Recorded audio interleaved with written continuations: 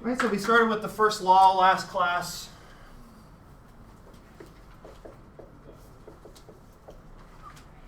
Which we gave a lot of definitions of what that meant, but that the idea is that we can track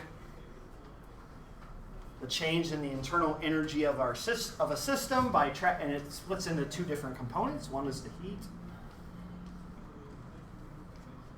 Right, this is the change in heat. And also the change in work. Right, and heat being disordered movement, right, energy converted into something that's disorderly, and work, of course, is orderly motion. Right, changing the volume or the pressure of volume of a gas, for instance. Right, we move all the particles in a concerted fashion in a particular direction with an applied force. Right, and heat is some way a measurement of how the system randomizes and how random it is. Okay, we'll work a little bit more about that in a second when we get to the second law soon, which will probably be Tuesday. Right, but what the interesting thing about the first law, and I didn't really cover this that much last class, but I think it's worthwhile talking about. I kind of hinted at it, is that energy, the change in energy, only depends on the endpoints. U is a state function, as we call it. I think I defined this a few weeks ago. But just to remind you, a state function is one that only depends on the endpoints, right? The final and the initial energy, and not the path, which is really nice, especially for chemistry, where imagine we're doing a chemical reaction and we're interested in the energy released or absorbed by that reaction. We don't have to worry about what happens microscopically, right? We just have to track the energy from the initial point to the end point. And it doesn't matter what happens internally, delta U, the change in the energy, will always be the same, regardless of how complex the path the system takes. The problem is, though,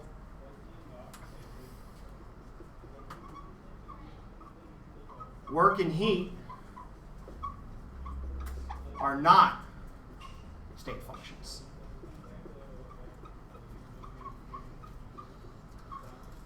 The way I described this was by looking at a map, a very poorly drawn map, but let me redraw it in a different way. For instance, if we think about the map as a function of volume and temperature, we draw a topographic map where the axis coming out is energy. So there are peaks and troughs to our energy function as a function of V and T, right? And the more circles, again, the higher the peak is, right? You can think of this as mountains and troughs inside of our energy curve. Right? And so let's imagine that we want to take our system from an initial point, UI, and we want to go to a final point, UF.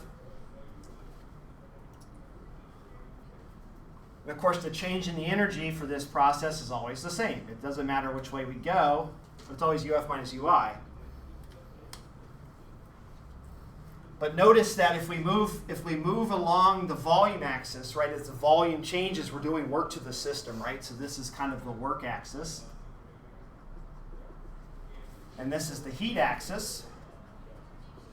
There are many different ways to go from UI to UF, right? We could just go like this. That's one way to go from the initial to the final point, right? We'll do a lot of work along this axis and then generate a lot of heat change along this axis. Or maybe we do both at the same time. Or maybe we just get a little psychotic and just go in loops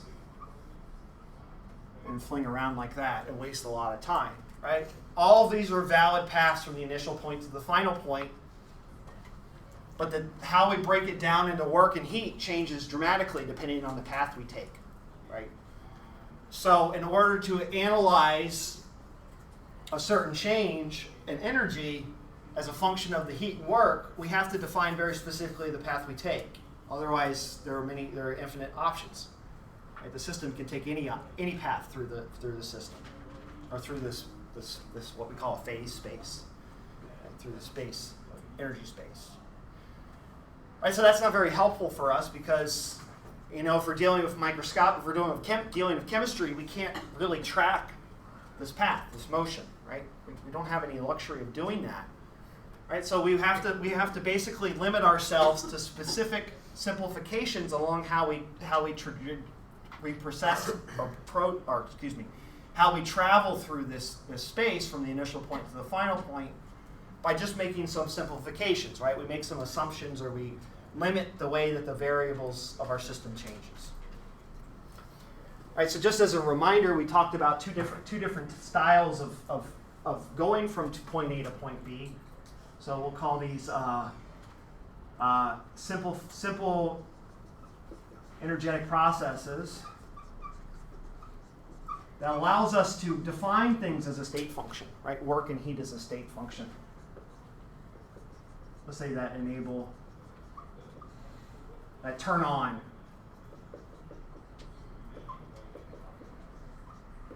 the state function ability, the state function advantages, or the state function turn on a state function for work or heat. It's not a very precise definition, but bear with me. All right, so we made some assumptions, right? So the first one we did was isothermal.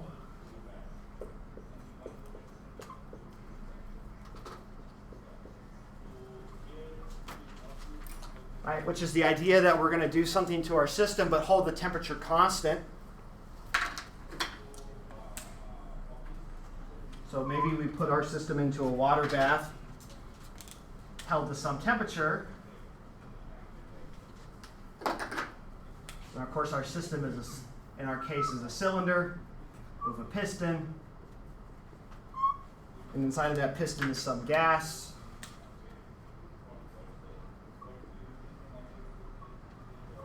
Let me make the water a little more obvious.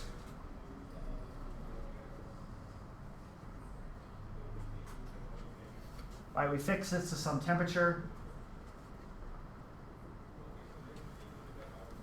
Right, and we're going to push that compression. We're going to compress the gas or expand the gas using work. Right, and we showed that the work being done by the system, a change in work, is nRT ln V final over V initial. Okay. All right, and this is for a reversible isothermal process. Right, where reversible means we just move it very slowly. All right, we do many small work steps. Right, basically we're integrating over the curve, the PV curve. And the work is that integration. Right? So that's the key, is reversible. Right? We're not doing an irreversible effect. All right, so let's look at this. Maybe an important thing to look at is what is the sign of the change in work, depending on whether it's an expansion or a compression. Right? So if expansion, VF is going to be greater than VI, which means that the logarithm of VF over VI is going to be greater than 1.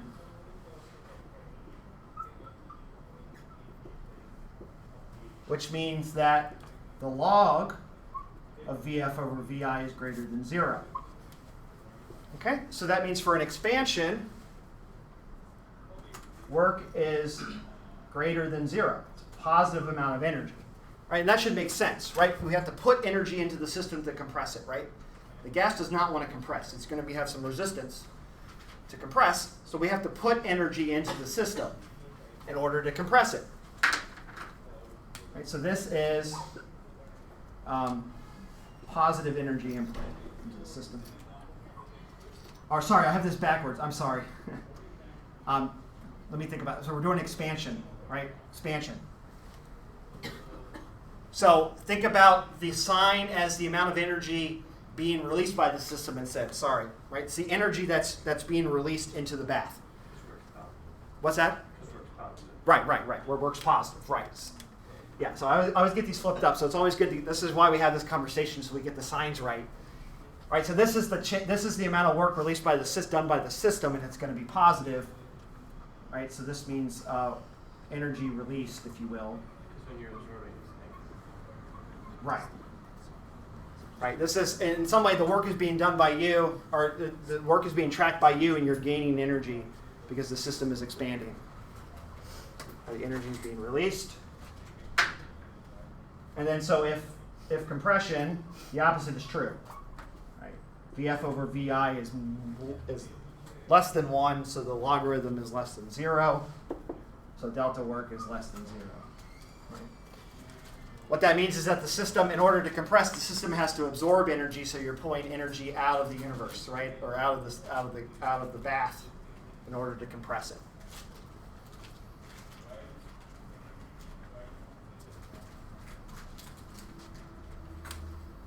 And of course, this, let me just write that this is for an ideal gas.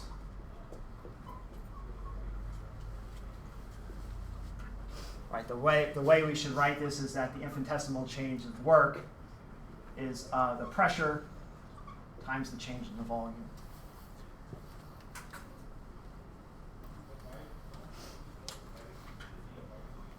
So for compression, energy would be stored, not released? Exactly. Right. You're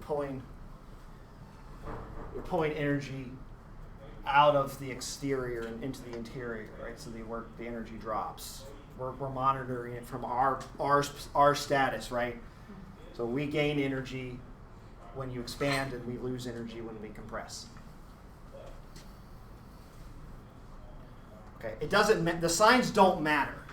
You just have to be consistent. So if you feel the other sign would be better, where work, you're putting energy into the system, work into the system to compress it, so this would flip, well, then you would just need to add a minus sign here instead, right? It's up to you. You just have to make sure that you're consistent. Right? The signs are irrelevant, other than that they have to be the same everywhere. Okay, and the next process we talked about, right? Of course, this means that T is constant. The other one we talked about is isobaric. A reminder, which means that the volume is constant, dV is 0. And of course, that means then that there is no work, because dV is 0. So all the energy changes heat. Right, so du is equal to dq. Is it isobaric or isochoric? Oh, sorry, thank you. Sorry, my apologies. Isochoric. Thank you. Yeah. Isochoric. So the change in energy is just a change in heat, which is proportional to the change in temperature, right? And we showed that the change in energy for a reversible isochoric process is the heat capacity at constant temperature, or constant volume, times the change in temperature on a per mole basis.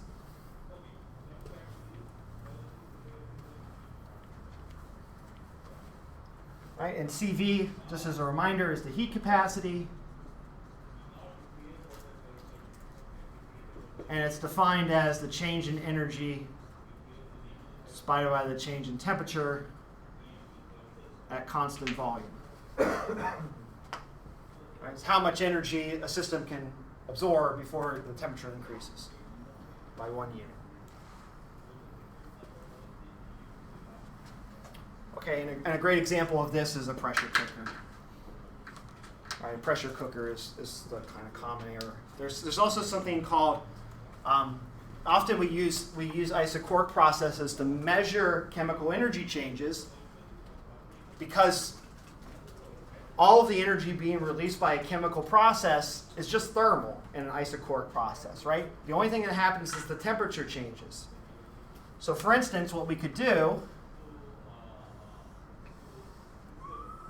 is we could build a sealed container.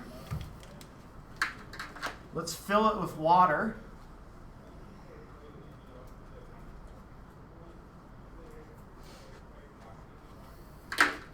And inside of that sealed container, let's build a little reactor. You'll have to forgive me, right? That has two different materials in it. Sorry to have mixed colors, but you got red and blue materials, right, that are reactive. And then we have a thermometer here.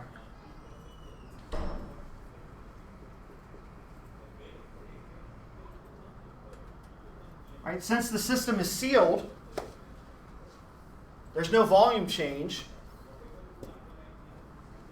And so as this system reacts, the only thing it can do is exchange heat with the water bath, and we can measure the change in the temperature, and that will tell us how much energy is being released or absorbed by the reaction. So if the change in the energy for the reaction is less than 0, again, we're monitoring it. This means then that it's taking energy in. Temperature will decrease, right? Because the system is going to absorb energy from the water. Right? It's going to absorb heat from the water in order to drive the reaction forward. Likewise, if delta U is greater than 0, which means it's an exothermic reaction. Right? Let me just write that endothermic. Right? An endothermic reaction absorbs energy from the surroundings to drive it forward. And if we have an exothermic reaction, the opposite happens. Right? If the system releases energy, we will monitor it as an increase in the temperature. Right? So this is a really powerful technique to monitor or to measure chemical energy changes, because the only thing that happens is the temperature changes, and that temperature change is dependent on the material, right? The heat capacity and the measured temperature that you have. Right? And this kind of design is what's called a bomb calorimeter. And I think we have a nice calorimetry lab this semester. We'll do this process. All right, so we don't have to worry about work at all. We don't have to split our energy up. All the energy goes into thermal energy, into heat. So we can monitor chemical energy change very easily because it's all heat. Okay. There are two others that I want to talk about, two other processes that are very common. And first I'm going to start with kind of a strange one. Well, kind of hard to understand how it works, but I'll try to explain as best I can. This is my favorite kind. And let me make sure I have my equations right for this too as well.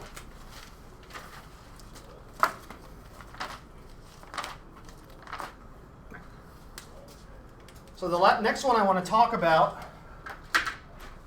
is what's called an adiabatic process. Now, I'm a particular fan of adiabatic processes because I do a lot of it in my research. An adiabatic process is one that degenerates or changes no heat. There's no heat change. Right? So instead of having no volume change or no temperature change, we're going to do no heat. This means no heat change. So dq is equal to 0. Okay, so that means that the only thing that happens in the system is work. But in order to come up with a nice equation, right, we've come up with really nice equations to monitor to track work and heat for these. For an adiabatic process, it's a little trickier. So what I want to do is instead use the fact that the stuff are state functions. So what we'll do is we'll split this process into two steps. Let me explain what I mean by that. All right, this one's dead. So what I'm going to do now is I'm going to plot volume versus temperature for some process.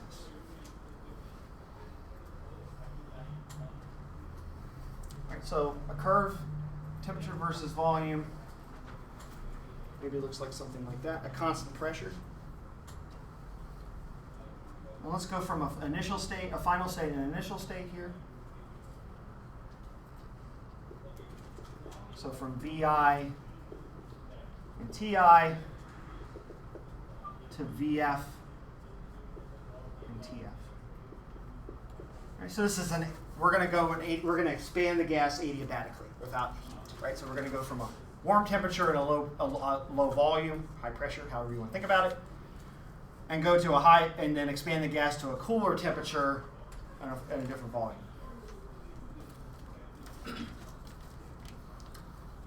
Okay, the way we're going to break this down is to split this into two parts.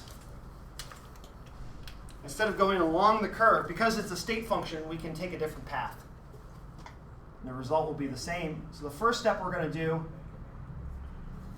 is move the system isothermally from VI to VF. So this is at TI VF.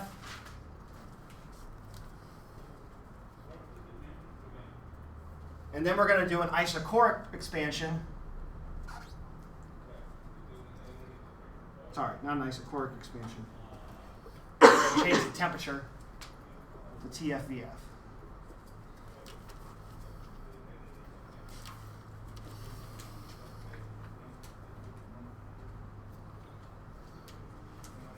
Notice that okay, let's call this 1 and this 2. Step 1, step 2. Let's look at step 1 for a second. Step 1, no temperature change.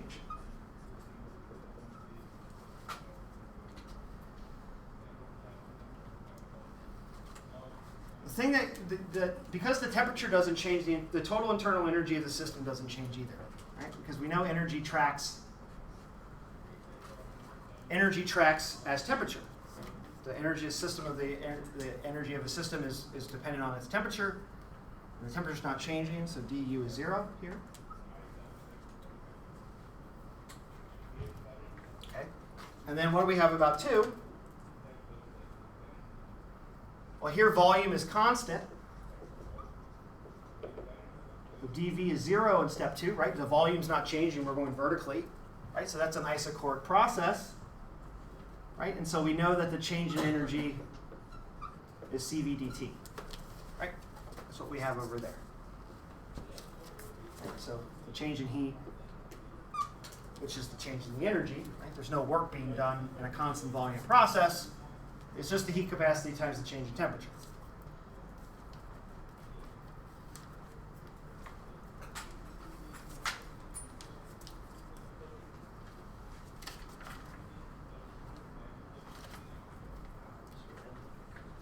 And I'm trying to remember how I calculate this equation really quick. Yeah, that's an isobaric process. We'll come back to that in a second. So anyway, when you do this analysis, I don't have the derivation in my book, but that's okay. You can relate the final temperature and the initial temperature to the ratio of the volumes. And it turns out for a reversible adiabatic process,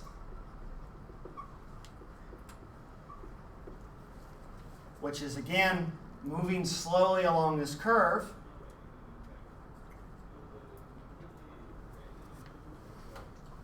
it's the initial temperature times the ratio of the volumes, VI or VF, times to the power of the gas constant divided by the heat capacity. Right, this is for an ideal gas. I forget how this is derived. I usually have the notes for it, but maybe I'll leave it for the homework. It's pretty simple to derive. So what this says then is that, let's see, so if we're expanding the gas, VF is larger than VI, so this number is less than 1. This is a positive exponent. So that this is a positive exponent, and so that means that TF is going to be, so this is less than 1, you're taking it to a positive exponent, it's going to be a small number less than 1. So TF is going to be lower than TI. All right, so for an expansion, the gas cools, and for a compression, gas heats up.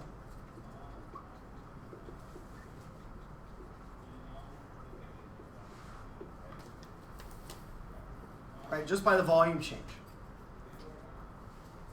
Now, there's no heat being released by the system. All of it's internal. So it's not that the system is pulling energy out of the environment like it is in an isothermal case. This is just a rearrangement of the gas and basically the rearrangement of the randomness of the gas. So if the system can't transfer heat in and out, when you expand the gas and you don't let it transfer any heat, it just rearranges itself. And when you expand it, the gas cools. And when you compress it, the gas heats up. And so maybe heat's not the best term for this. Maybe it's that the delta T is greater than 0, and here delta T is less than 0. Right? No heat is being exchanged between the outside environment and the system itself.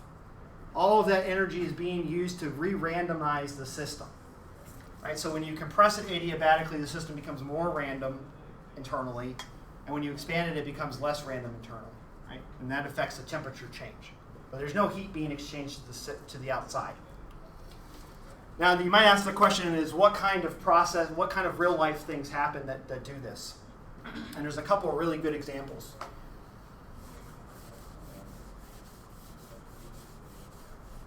Let me use an example. A really good example is an explosion.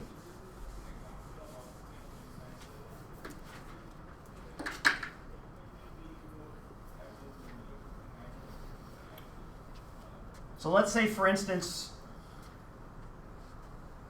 we're outside. Let's draw some pretty mountains. Oh my God, my markers are just dying left and right today. Right. So we got some pretty mountains. Okay, and we're at atmospheric pressure. And so let me draw some pretty clouds. All right, so the pressure here is at 1 atmosphere. The external pressure is at 1 atmosphere. All right, air. All right, we're at normal air. All right. And somewhere along the line, we blow up a bomb. Maybe that's a really terrible bomb. But let's build an explosion. All right, we'll say it expands isotropically. Right, so the expansion goes out like this.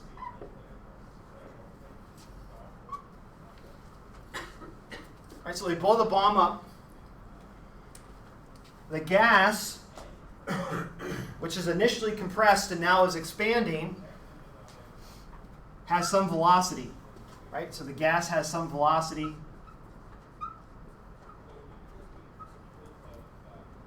We'll call it Vg. Now the question is what rate does, now imagine it's a very exothermic reaction, right? Very exothermic. So it's releasing lots of energy. And the question is that how fast does this explosion, this shock wave, right? We'll call this the shock wave. How fast does the shock wave transfer heat to the surrounding gas particles, right, to the air? So inside of here, here's our air, right, here's our air particles. All right, so you have this expanding gas shell from your bomb moving through a medium of air.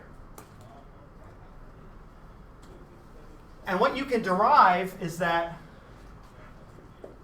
the rate at which heat transfers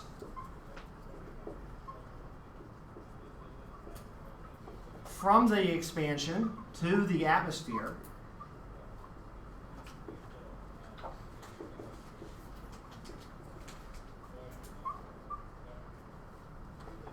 is at the speed of sound of the fluid.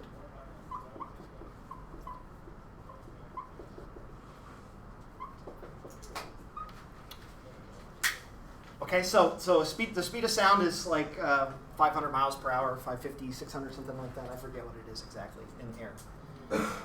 But that's what the speed of sound is. So if you have this exploding pressure wave, the rate at which that exploding pressure wave transfers energy to the surrounding medium, the air, is at the speed of sound. Okay, so let's call the speed of sound Vs. If Vg, if the gas expansion volume, right, the speed at which the bomb expands, the shock wave of the gas expands is greater than the speed of sound,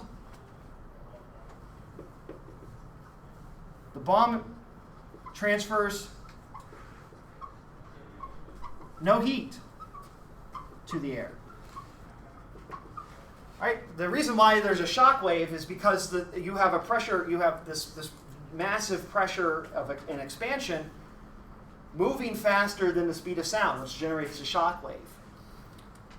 And so a bomb will expand, but the reason why often bombs are so effective is because the air can't absorb any of the energy, right? It can't absorb any of the energy from the expansion.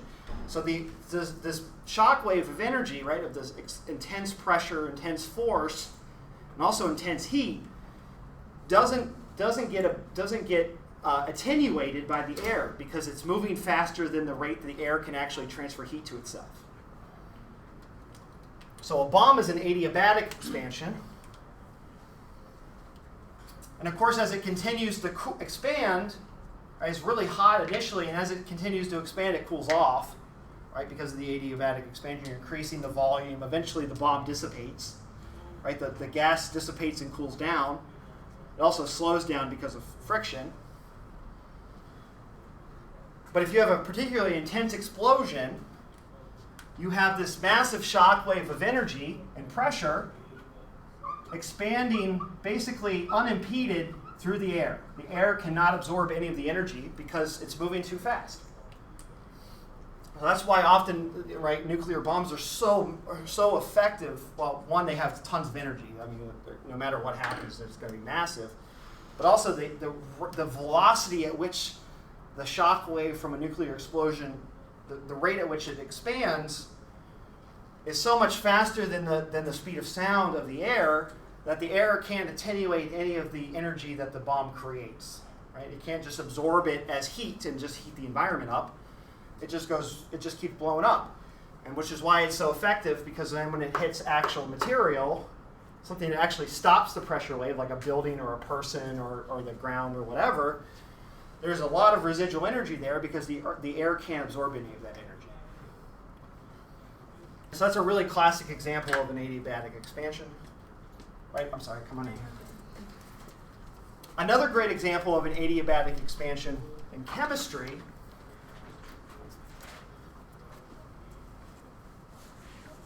is what we call a jet expansion, a free jet expansion, or a molecular beam expansion.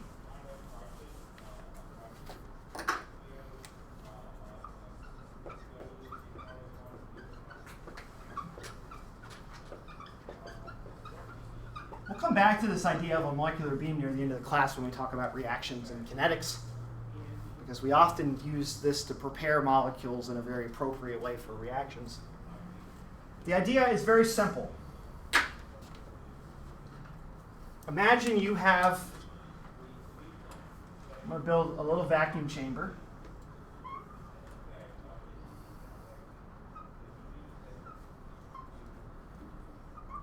Right, we have a vacuum chamber, vacuum pump, sorry, this is a pump. Right, we have some pump pumping out our vacuum chamber.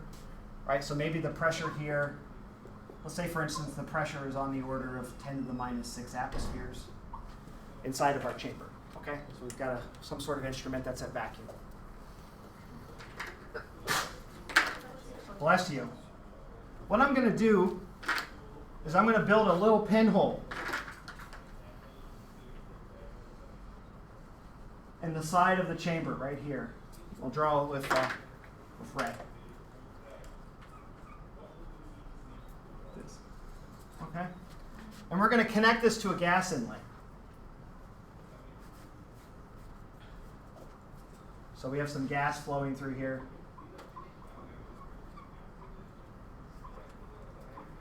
All right, so this gas, for instance, is at 300 Kelvin, and pressure, let's say a bar. Okay, an atmosphere. All right, so we have a normal gas sample, maybe from a tank of CO2 or something like that, or helium or something like that. What I'm going to do is I'm going to cap this off with a little shutter that opens and closes, okay? Like a little flutter, right? Maybe I can trigger it to open and close, like a valve. All right, so this is a valve. So when the valve's closed, no gas flows through. And when I open the valve, gas can flow.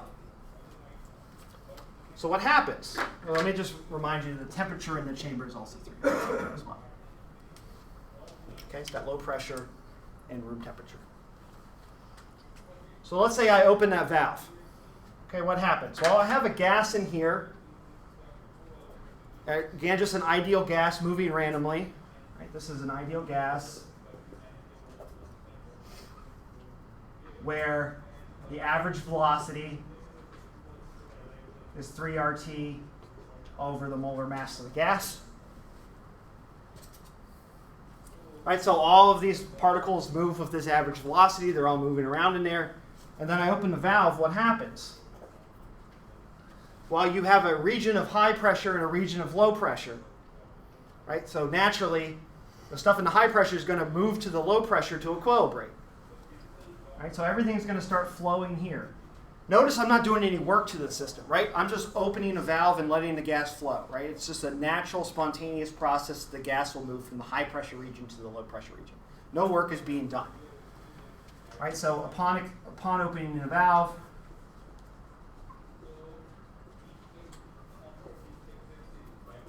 gas flows from high pressure to low using no work. Right, we're just using the residual kinetic energy of the gas to allow it to flow.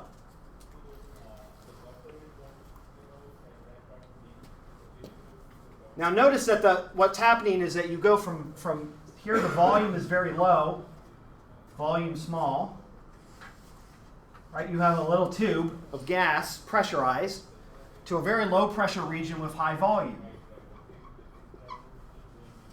Okay? So what happens is that the gas starts to expand rapidly into the chamber when I open the valve. And the gas forms a shock wave. Because we're at low pressure, the speed of sound is quite slow because there's no gas to exchange with, right? There's very few gas particles in our chamber for heat to transfer to, so the speed of sound inside of our chamber is very slow. Very small. And so you have this shock wave of gas expanding out at faster than the speed of sound. So the V gas is greater than Vs, the speed of sound. And so the gas can't actually exchange any of its energy with the surroundings. So because the velocity of the gas is much greater than the speed of sound, no heat can transfer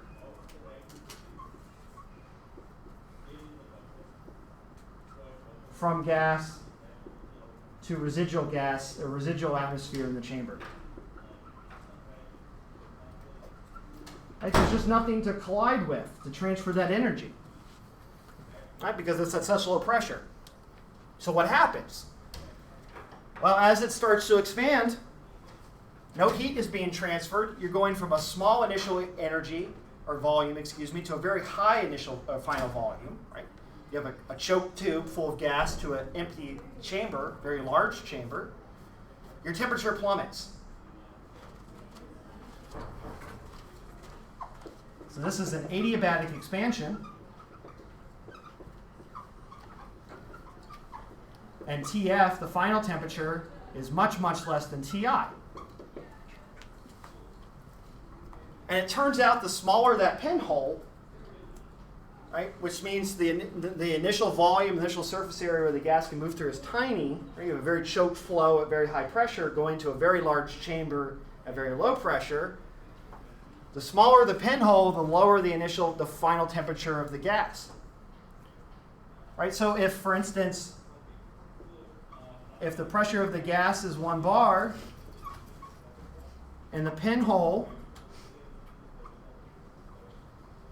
diameter is on the order of 1 millimeter, holding pressure at 10 to the minus 6 and stuff. Typically, for a atomic gas, TF, the final temperature, will be on the order of 1 Kelvin. Right? It'll just lose all of its energy. Right? If we think about temperature as a measure of randomness, right? Heat is a measure of randomness. If we think about the velocities of all of these gas particles, they're all moving in one direction. Right? Because they're moving through this pinhole, all their velocity is along this axis. Right? They're all moving in this direction. Right? There's very little, there might be some moving kind of like this, but in general they're all moving this way. They're not moving backwards. Right? Because the system is forcing them in this direction.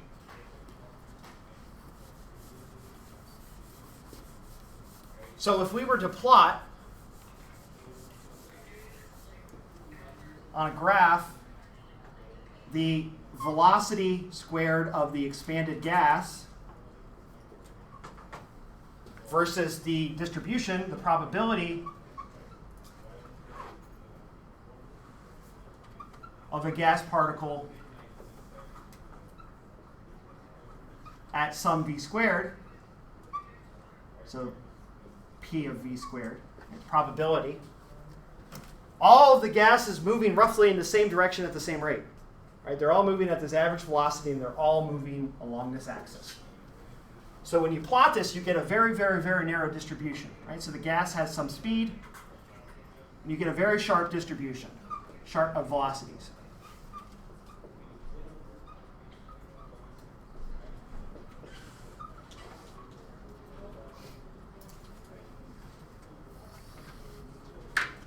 The only kind of temperature that you can assign to a sharp distribution of velocities, so we have a very narrow width. Remember, this is proportional P of v squared is proportional to e to the minus 1/2 mv squared over kt. Right, so the Boltzmann distribution. The only way you can have a very, very narrow distribution is when t is very, very small. So distribution narrows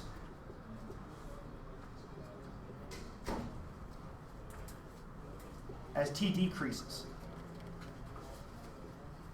Okay, so basically, this, if you think of it as a bell curve, as the system gets colder, the standard deviation decreases, and the standard deviation of the distribution is proportional to the temperature. So when you have a very, very narrow distribution of velocities where everything's moving in one direction, that means a very small temperature. Well, that's So by just manipulating a hot gas to move in a region in a single direction, right, which we do by using this pinhole, in a region where the speed of sound is very slow and it can't exchange heat, right, does it adiabatically, you can drop the temperature of the gas significantly. Right? So when we want to monitor, for instance, we want to study very fine details of molecules. Maybe, for instance, here's a great example. And I'll show this to you at the end of the semester as well. We'll actually look at this experiment. Maybe we were curious about molecules colliding with each other and reacting. So maybe let's build a chamber with 2 pinholes. So we have gas 1 moving through here, and gas 2 moving through the other direction, perpendicular, like that. Because the pinhole is very small and there's no way to exchange, you have an adiabatic expansion of your gas in this direction, like this. And then in your other gas, you have it moving perpendicular with all of them moving in this direction, right? Right in the middle, there's going to be a target, right? There's going to be a place where they collide. Right, so what we're going to be able to do with this experiment is to look at this reaction, red plus blue, or gas 1 plus 2. I'll write it as this. This is gas 2, and this is gas 1. Going to some new product, right, and we can measure this in the gas phase at minimum temperature, right? There's no randomness occurring. Everything's at like 1 Kelvin. There's barely any heat in the system. And so the states at which gas 1 and gas 2 can be in are very limited because there's not a lot of energy for them. Right? So gases 1 and 2 have very little energy, internal energy.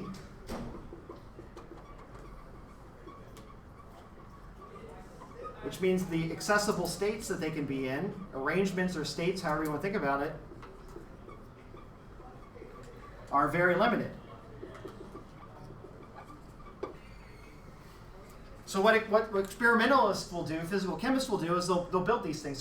This is called a crossed molecular beam instrument. There's a very famous chemist at Caltech named Y.T. Lee, who won the Nobel Prize for this technique. There's a number of other ones. And the idea is that you cool your molecules down to very low temperature, but high velocity, right? They move pretty quickly. And the idea is that because they have so little energy in them, the possible states they can be in is very limited. So you can take a molecule and say, I want it to be in a very specific state.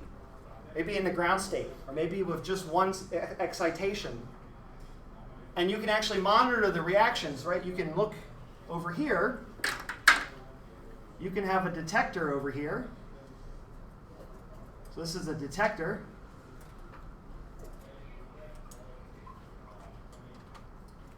So if a blue molecule and if gas 1 and gas 2 react here in the center,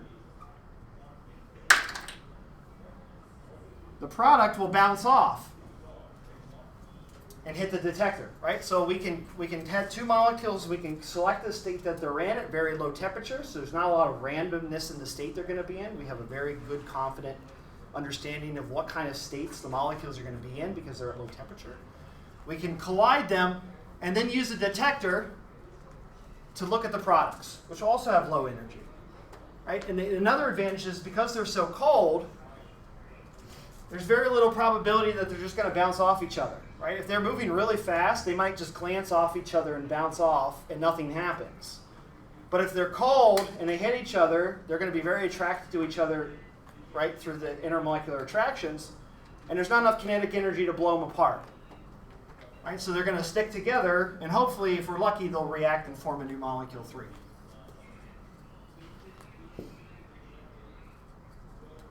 Oh, sorry, cross-molecular beam, not cross-molecular chemist. Cross-molecular beam. All right, so people do this all the time, and you can look at reactions using an adiabatic expansion in a very, very specific way. Right? You don't have to worry about all the randomness and all of the different arrangements the system can be in because you've isolated the system in a very specific state at very low temperature. And that allows us a very powerful tool to measure study reactions. One of the problems with doing spectroscopy on molecules is that molecules at 300 Kelvin tend to have so much energy in them that they can be in many, many, many possible states. And so if you want to study a molecule at very high resolution, you want to study a molecule very precisely, you don't want the system to be diluted by having a large number of states. Because imagine that you want to look at a specific spectroscopic transition, you want to make sure that the molecules are in the correct state for that. And if you're at very high temperature, the molecules are going to be in many different states, right? There's lots of different randomness. There's a lot of randomness in the system because the heat's very high, temperature's high. So there are going to be very few molecules in the specific state you're interested in. But if you cool it down to 1 Kelvin in the gas phase like this with an adiabatic expansion, your molecules are going to be in very limited number of states. And so you can focus in very carefully on the state you want to look at. And that ends up being very powerful. And we'll talk a little bit more about this when we get into spectroscopy, if you're here next semester. Talk about the idea of how cold gases are really ideal for measuring physical properties of molecules. Any questions about that? I know that was kind of a bit of an aside. Yeah, so So adiabatic expansions are super important. We use them to cool gases off. Next week, some of the groups will be starting what's called the Joule-Thomson expansion lab in the PChem lab. And that will be studying this adiabatic process and the cooling of a gas. Another really good example of an adiabatic process, I'll just give you one more, is the idea that when you have a gas and you expand it, it cools, right? So for instance, when you have liquid on your arm, and as the gas expands, right, and evaporates, your arm cools, and that's partially an adiabatic process. Okay, how much time do we have left? 5 more minutes. All right, good. So the last one I want to talk about is isobaric processes, which is a constant volume. And this will allow us to, I just want to introduce it briefly because it's going to draw us into a new concept called enthalpy.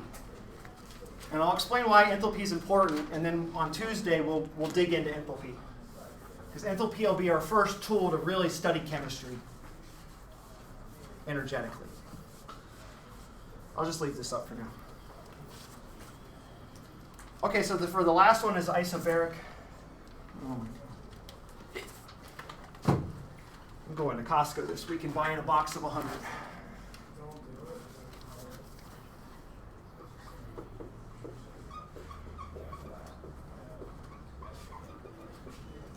So this is constant pressure. This might be the most chemically relevant situation. Because if you ever do anything in the lab with an open flask, that's a constant pressure, right? So most chemistry is done isobarically.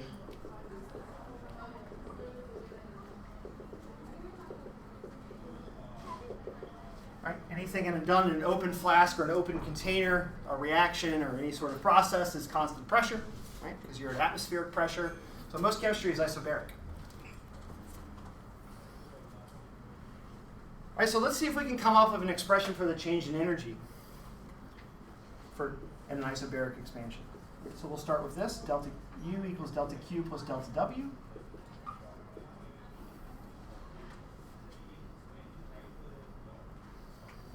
All right, pressure doesn't change, but volume may change.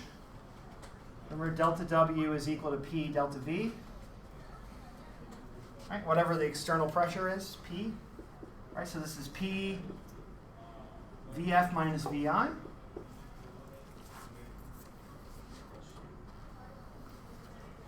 And what's Q? Well, Q, heat can also exchange in a constant volume process. There's no reason for it not to be able to do it. Right? And we know that that's going to be proportional to CV delta T. So that means then we can just add these together. Right? There's going to be a little bit of work. There's going to be a little bit of heat in the constant volume process.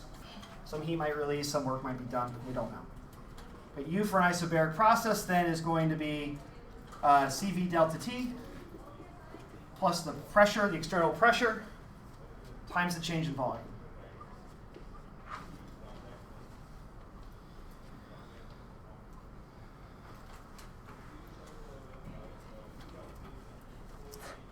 Oh, sorry, we're at constant pressure, so we have what's called the CP. So let me come back to that for a second. So this is constant volume. That doesn't work anymore.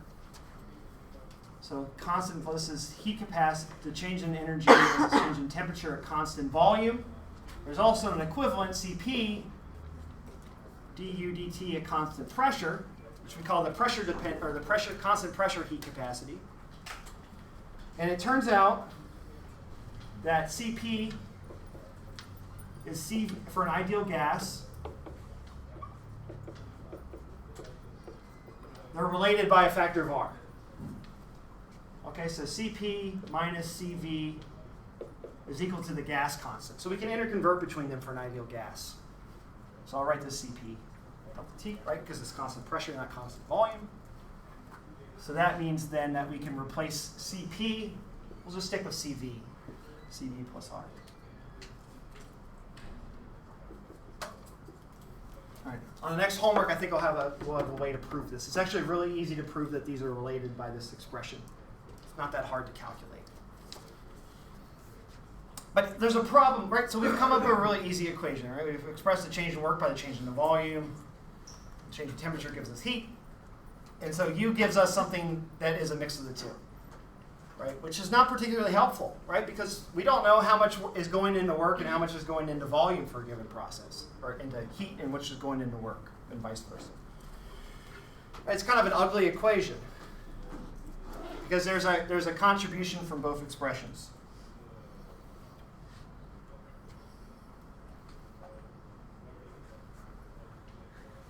However, what we're going to do is we're going to simplify this a little bit. What we can rearrange is say,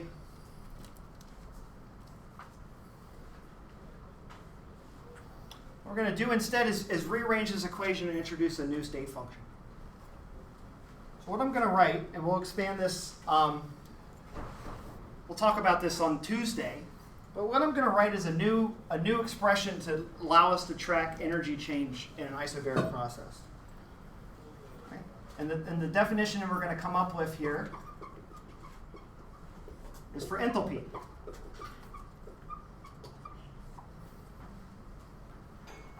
Right, so let's think about this for a second. Let's imagine that we heat a piston. All right, we have our piston inside of our bath, and we start to heat the bath.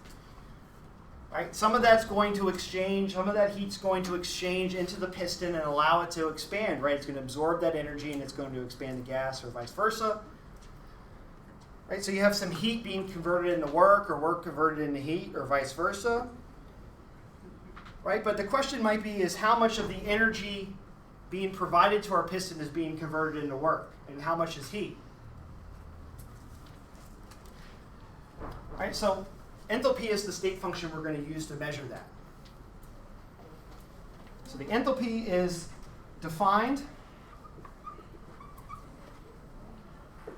It's defined as the sum of the internal energy of the system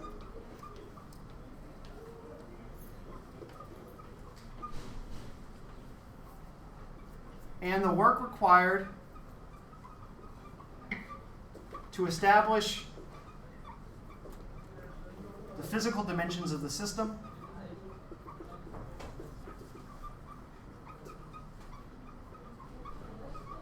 which is P times V. All right, we have a gas. Remember we said during the ideal gas that P times V is the amount of energy that it requires to establish the gas to fill the volume. So H is equal to U plus PV.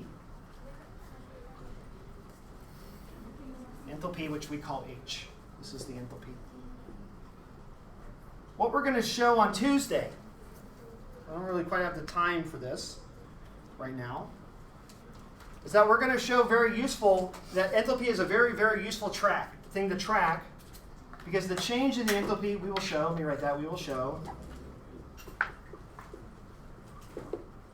that the change in the enthalpy is equal to the change in heat in an isobaric process.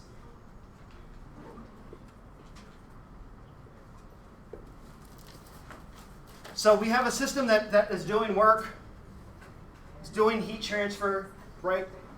The idea is that we can basically subtract out the work part of it at a constant pressure, and we can monitor the heat change independently, right? We can pull out all of the work, say screw it, we don't care about the work, all we care about is the heat change, and enthalpy will be able to tell us that. The cool thing is that this is not a path function. Q is not a path function, as we know, but H is. So we'll be able to track changes in heat by just looking at the beginning point and the end point. Okay, this is a state function, just a reminder. Okay, that's all I got for you today. A little messy, but we'll come back to this. We'll talk more about enthalpy because it's very important for chemistry, and explore that more. Yeah, you too. Thank you.